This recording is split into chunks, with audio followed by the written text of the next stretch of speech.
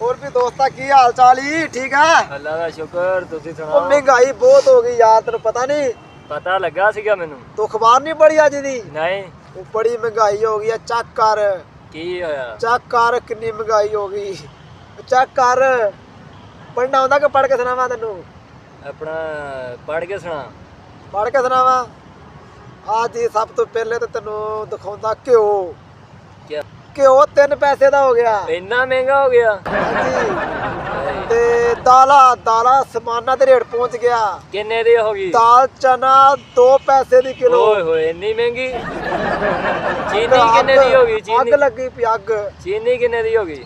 ਚੀਨੀ ਹੋ ਗਈ ਜੀ 1.5 ਪੈਸੇ ਦੀ ਕਿਲੋ ਓਏ ਹੋਏ 1.5 ਪੈਸੇ ਦੀ ਚੀਨੀ ਕਿਲੋ ਹੋ ਗਈ ਇੰਨੀ ਮਹਿੰਗਾਈ ਹੋ ਗਈ ਇੰਨੀ ਸਮਾਨਾਂ ਦੇ ਮਹਿੰਗੀ। ਰੇਟ ਪਹੁੰਚ ਗਏ ਸਮਾਨਾਂ ਓਏ ਹੋਏ ਤੇ ਇੰਨੀ ਚਾਵਲ ਜਿਹਨੂੰ ਕੋਈ ਪੁੱਛਦਾ ਨਹੀਂ ਸੀ ਚਾਵਲ ਉਹ ਕਿੰਨੇ ਨੂੰ ਹੋ ਗਏ?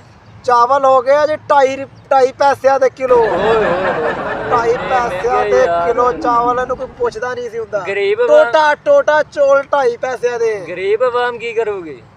ਹਾਂਜੀ ਤੇ ਮੱਝ ਹੋ ਗਈ ਜੀ 3 ਰੁਪਏ ਦੀ ਇੱਕ ਮੱਝ 3 ਰੁਪਏ ਦੀ ਉਹ ਚਾਚੇ ਨੇ ਪਲਾਟ ਵੇਚਤਾ ਅੱਜ ਕਿੰਨੇ ਦਾ?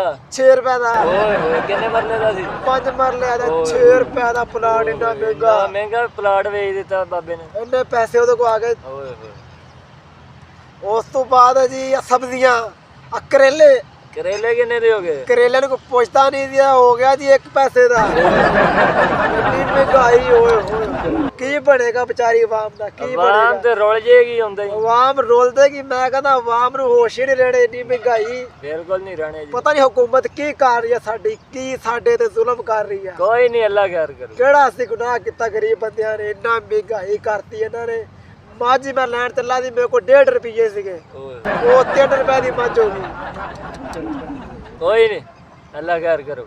1.5 ਰੁਪਿਆ ਮੈਨੂੰ ਕਿਸੇ ਕੋਲ ਉਧਾਰ ਲੈਣਾ ਪਏਗਾ ਫਿਰ ਮੱਝ ਜਾਏਗੀ ਜਾ ਕੇ ਚੱਲ ਕੋਈ ਨਹੀਂ ਜਦੋਂ 1.5 ਰੁਪਿਆ ਹੋਰ ਹੋਊਗਾ ਉਦੋਂ ਲੈ ਲਈ ਤੂੰ। ਤੇਰੇ ਕੋਲ ਮਿਲ ਜਾਏਗਾ 1.5 ਰੁਪਿਆ ਨਹੀਂ ਭਾਈ ਇੰਨਾ ਪੈਸਾ ਕਿੱਥੇ? ਇਹ ਤੇ ਪੈਸਾ ਹੀ ਬਹੁਤ। ਤੇਰੇ ਕੋਲ ਮਿਲ ਜਾਏਗਾ 1.5 ਰੁਪਿਆ ਨਹੀਂ ਭਾਈ ਇੰਨੇ ਪੈਸੇ ਨਹੀਂ ਮੇਰੇ ਕੋਲ ਹੈਗੇ। ਉਧਾਰਾ ਦੇ ਦੇ ਮੈਂ ਮੱਝ ਲੈਣੀ 3 ਰੁਪਏ ਤੇ ਫਿਰ ਮੇਰੇ ਕੋਲ ਲੈ ਲਈ ਯਾਰ ਯਾਰ 1.5 ਰੁਪਿਆ ਬੜੀ ਗੱਲ ਆ। 1.5 ਰੁਪਿਆ ਪਤਾ ਕਿੰਨਾ ਬਣਦਾ?